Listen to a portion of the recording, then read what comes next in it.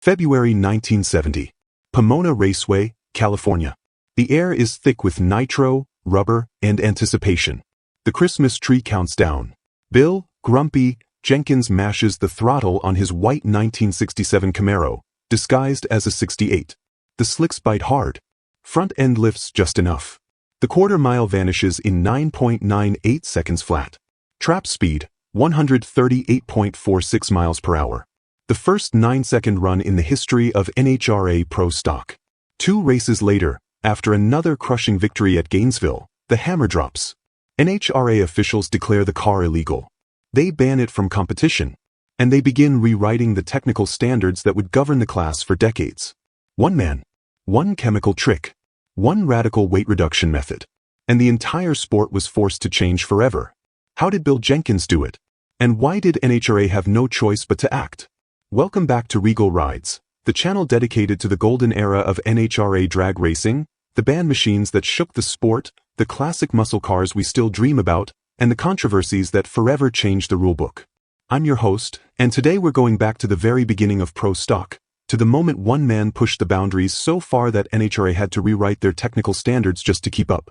This is the story of Bill, Grumpy Jenkins and the acid-dipped Camaro that won the first 2 national events in Pro Stock history, then got banned in less than a month. We'll walk through the 1970 landscape when Pro Stock was brand new, meet the no-nonsense genius who built the car, reveal exactly how he shed hundreds of pounds without anyone noticing at first, relive those historic 9-second passes, explain the inspection that ended it all, and show you why the rules you see enforced at every NHRA race today still carry the fingerprints of what happened in early 1970.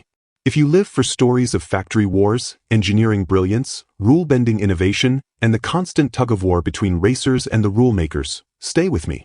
And if you're new here, do us a favor, hit that subscribe button, turn on notifications, and join the thousands of lifelong drag racing fans who come here for the real, unfiltered history.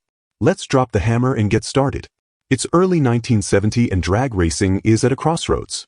Superstock had become too complicated, handicap starts, weight breaks, class after class. And he wanted something simpler, faster, and more exciting.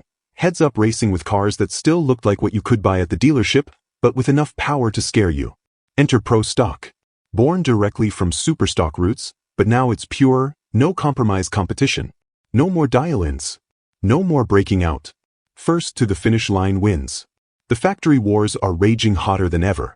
Chrysler has the Hemi edge. Ronnie Sox and Buddy Martin are running 426 Hemis in lightweight Barracudas and darts that look showroom fresh. Dick Landy is campaigning Dodges with the same power plant. Chevrolet is fighting back with big block Camaros and Novas. Wally Booth, Bill Jenkins, and others are carrying the bow-tie flag.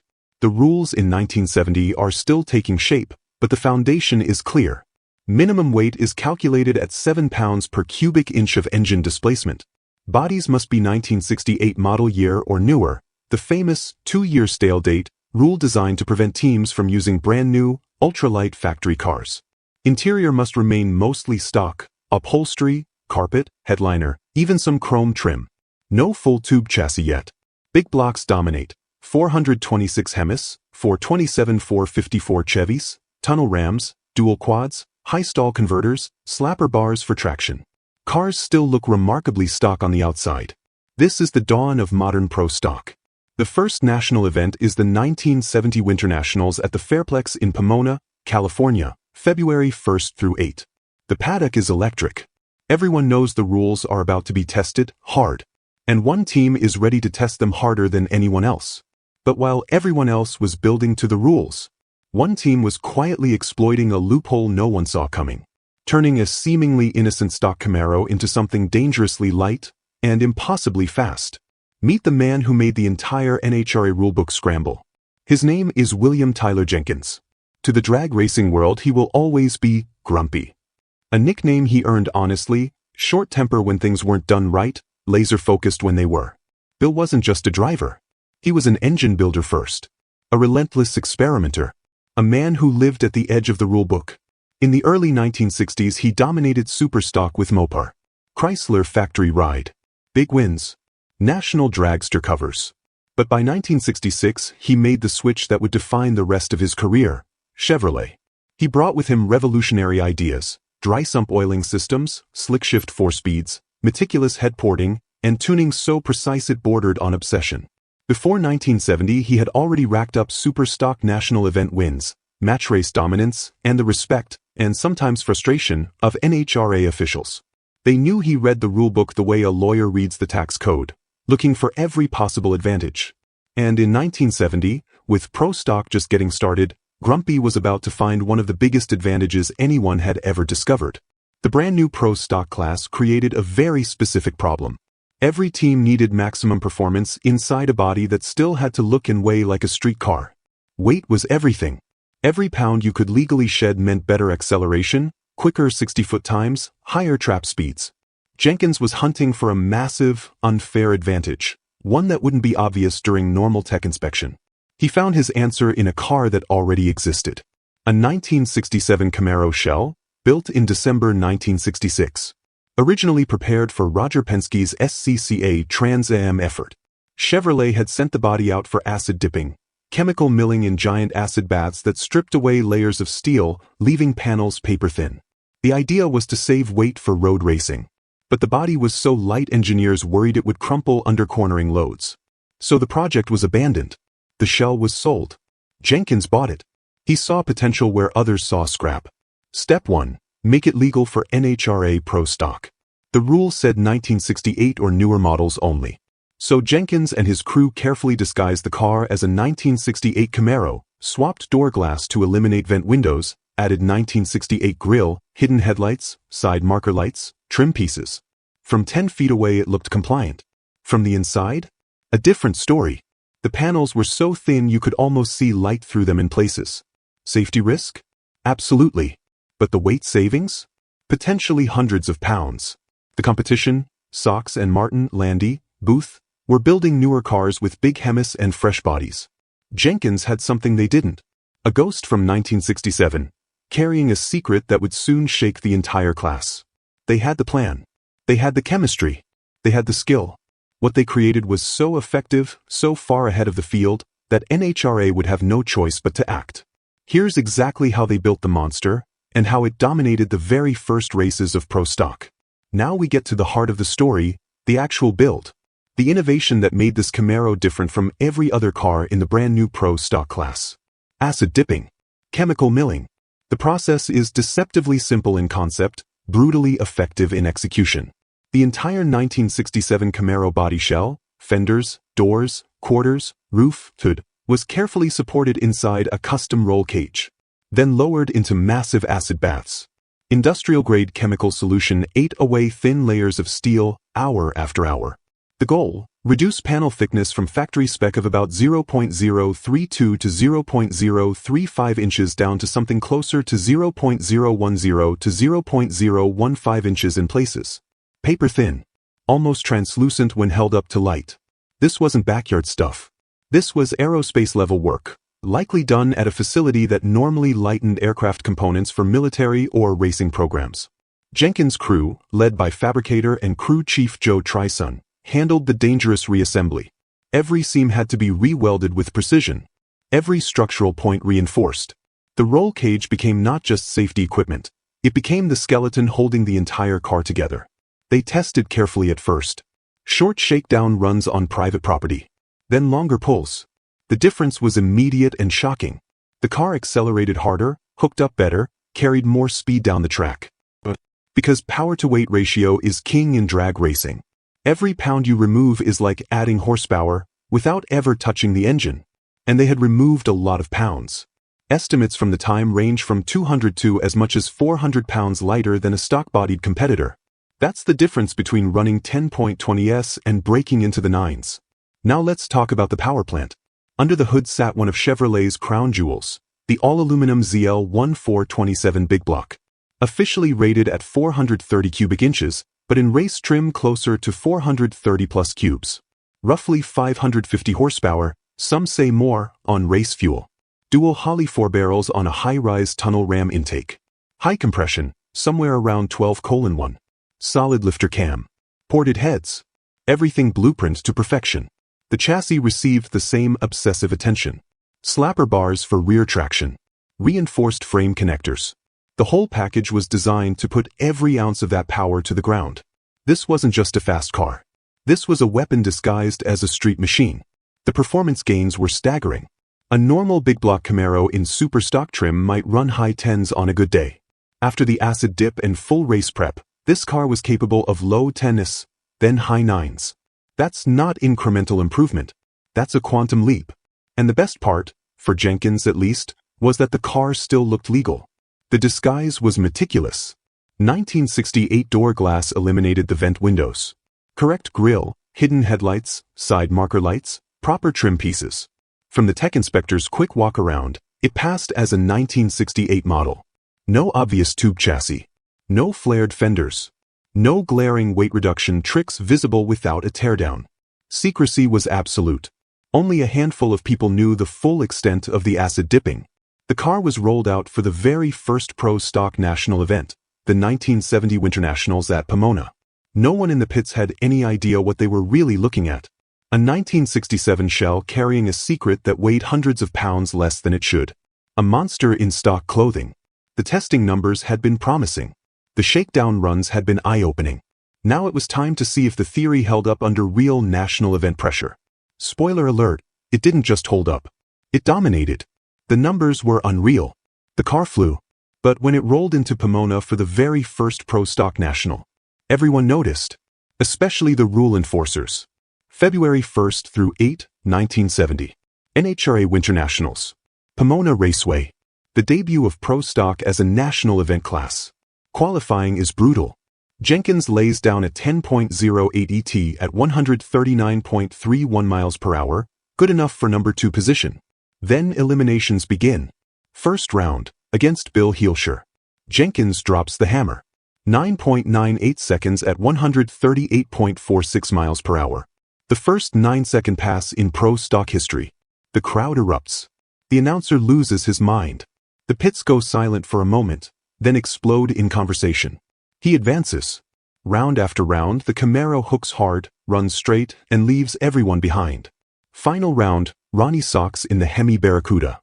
Sox is the king of Mopar Pro Stock. But not today. Jenkins launches clean. Runs a 9.99 at 139.53 miles per hour. Sox slips to a 10.12. Jenkins wins. The first ever pro stock national event winner is Bill Grumpy Jenkins.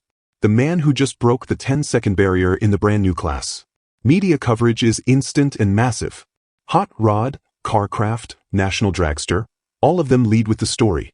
The white Camaro with the funny-looking grille is suddenly the most talked-about car in drag racing. The momentum doesn't stop at Pomona. 2 weeks later, Gator Nationals, Gainesville Raceway, March 1970. Jenkins is back. Same car. Same setup. Another dominating performance. Back-to-back national event wins. The margins are clear. While most of the field is still running 10.20s and 10.30s, Jenkins is consistently in the 9s. That kind of performance doesn't go unnoticed. Competitors start talking. Protests are filed, weight questions, model year questions. Dick Landy, Ronnie Sox, other Mopar teams aren't happy. They smell something wrong. Media speculation grows. Is that car legal? How is it so much quicker? NHRA officials are watching very closely now. Tech inspectors start paying extra attention to the white Camaro. The whispers in the pits are getting louder. Success like this always brings scrutiny. And when you win the first 2 pro stock nationals ever, that scrutiny becomes inevitable. 2 national event wins in a row. The hottest car in the newest class. Then the hammer fell. NHRA tech inspectors finally pulled the car for a full teardown. And what they found would trigger the biggest controversy in early pro stock history. March 1970 has barely ended. The Gator Nationals trophy is still warm. Jenkins and his team are packing up, already thinking about the next event. Then the call comes. NHRA officials want the white Camaro back in the tech shed. Not for a quick look. For a full teardown. The trigger? A combination of things. Persistent complaints from competitors, Ronnie Sox, Dick Landy, others, who couldn't believe the performance gap. Questions about the car's weight. Questions about the model year. And now, finally, a deep dive. The process is methodical. The car is rolled into the inspection area. Tech inspectors remove the hood, doors, trunk lid. They measure panel thickness. They check weld seams. They look at the VIN plate. And they find what many suspected but few could prove. The car is not a 1968 model. It's a 1967 build, December 1966 date code on the VIN. The disguise was good, grille, lights, trim, but under close scrutiny it fell apart. More than that, the body panels are chemically thinned, acid-dipped. Some areas so thin they flex like foil under light pressure. The roll cage is literally holding the shell together. Rule in question: the clear requirement that all Pro stock vehicles must be 1968 model year or newer. But the deeper issue, the one everyone in the pits is whispering about, is safety. A body that thin could buckle, tear, or fail catastrophically at 140 miles per hour. Immediate reaction from the Jenkins camp? Frustration. They had cleared initial tech inspections at both Pomona and Gainesville. They had run the car legally under the eyes of officials for 2 full national events. Now, suddenly, it's all under fire. The car is impounded. The season just got a lot more complicated. NHRA does not hesitate. Within days, roughly 15 days after the Gator Nationals' victory, the decision comes down. The car is ruled ineligible. It is banned from further competition in Pro stock. No points are stripped retroactively, but the car cannot race again as configured. Official violation cited: model year requirement. The rule is straightforward: vehicles must be 1968 or newer production models. This one, despite the clever disguise, traces back to December 1966. That's the line they draw in the sand. But everyone who was there knows the real story runs deeper. The acid-dipped body was the elephant in the room. Thin panels posed a legitimate safety risk. At those speeds, a structural failure could have been catastrophic, not just for Jenkins but for the entire class. NHRA officials also worried about enforceability. If one team could chemically mill a body and get away with it until someone complained, what would stop others? The justification is layered: compliance with the letter of the rule plus protection of the sport. The timeline is swift. No long appeal process. No compromise. The car is done. The message is clear: loopholes this big will not be tolerated, even if it means banning the winner of the first 2 Pro stock nationals. Jenkins and his crew don't go quietly. Their position is simple and consistent. They passed every initial tech inspection. At Pomona. At Gainesville. Officials signed off. The car ran. It won. Twice. They argue the disguise made it appear compliant from the outside. The VIN plate was never questioned until the full teardown. And on the acid dipping? There was no explicit, clear-cut rule prohibiting chemical milling at the time, especially not in the way it was executed. It was a gray area. A very smart, very calculated exploitation of what the rules actually said versus what they were intended to prevent. Jenkins later implied in interviews and conversations with the press: "We built to the rules as written. If they wanted to close the loophole, they should have written it tighter from the beginning." Support comes from some quarters. Chevy loyalists. Fans who admire pure engineering ingenuity. People who feel NHRA moved the goalposts after the fact. But the other side is loud. Competitors see an unfair advantage. They see a safety hazard.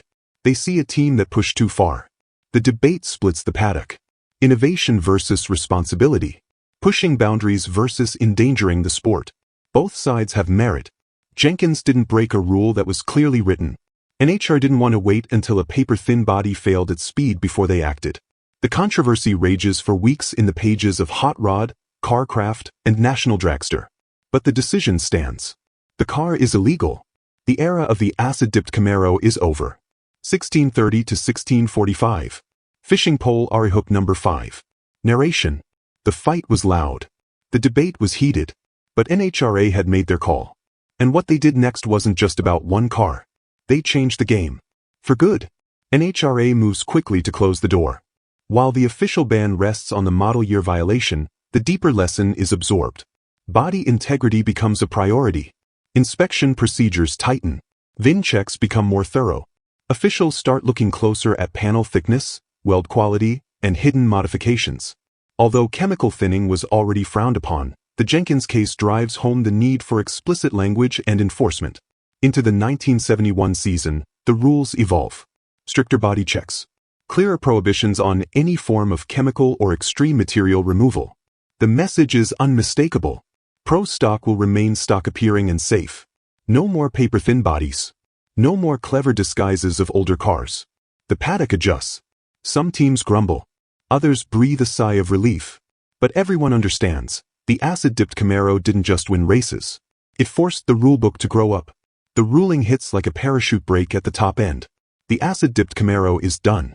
No more national events. No more match races in that configuration. Jenkins and his team have to pivot fast. They don't quit. They adapt. The immediate focus shifts to building compliant cars. Newer Camaro bodies, true 1968 or 1970 models, are sourced. The ZL1 engine package is transferred. Suspension, drivetrain, tuning, all the hard-won knowledge moves forward. The rest of the 1970 season becomes a proving ground. Jenkins keeps racing. He campaigns the replacement Camaros with the same relentless drive. Results are still strong. Multiple top 5 finishes. Consistent eliminations wins. The championship points chase remains alive. Financially, the hit is real. Lost purse money from potential victories. Additional shop hours rebuilding. Sponsors, Chevrolet included, stay on board. They understand who Grumpy is. They know he doesn't back down. The reputation boost is undeniable. The paddock now sees Jenkins not just as a talented driver-engineer, but as the man willing to push the envelope so far that NHRA had to respond. That kind of notoriety carries weight. Some teams quietly admire it. Others still resent it. But no one forgets it. The acid-dipped saga becomes instant legend. Stories circulate in the pits for years. How Grumpy almost got away with it. How he made the rulebook sweat. The immediate aftermath is clear. One chapter ends. A much bigger one begins. This wasn't the end of the story. Far from it. What Bill Jenkins did in those first 2 months of 1970 would echo through drag racing for decades.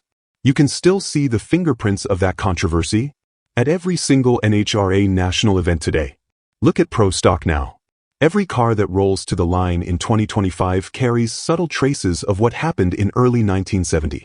Body integrity is no longer a suggestion. It's a religion. Tech inspectors use templates, ultrasonic thickness gauges, and detailed checklists. Any sign of chemical alteration, extreme thinning, or hidden structural modification draws immediate red flags. The rules evolved directly because of cases like this. While the official ban rested on model year, the real legacy is safety and enforceability. NHRA learned they couldn't rely on visual inspections alone. They had to dig deeper. They had to write clearer language. They had to anticipate the next clever mind. Pro Stock gradually moved away from true stock bodies towards silhouette racing, tube chassis, lightweight composites, purpose-built everything, while still maintaining the appearance of production cars. That transition was accelerated by the realization that extreme weight reduction in steel bodies was dangerous and impossible to police perfectly. Jenkins' move forced the class to grow up faster. It prevented a potential arms race of increasingly risky lightning techniques. No one wanted to wait for a catastrophic failure before acting. The sport became safer, more professional, more consistent, and ironically, more competitive in the long run. Because when the rules are clear and evenly enforced, the best engineering wins. Not the best loophole. That's the enduring gift of the acid-dipped Camaro. It didn't just change one rule. It changed how NHRA approaches the entire rulebook.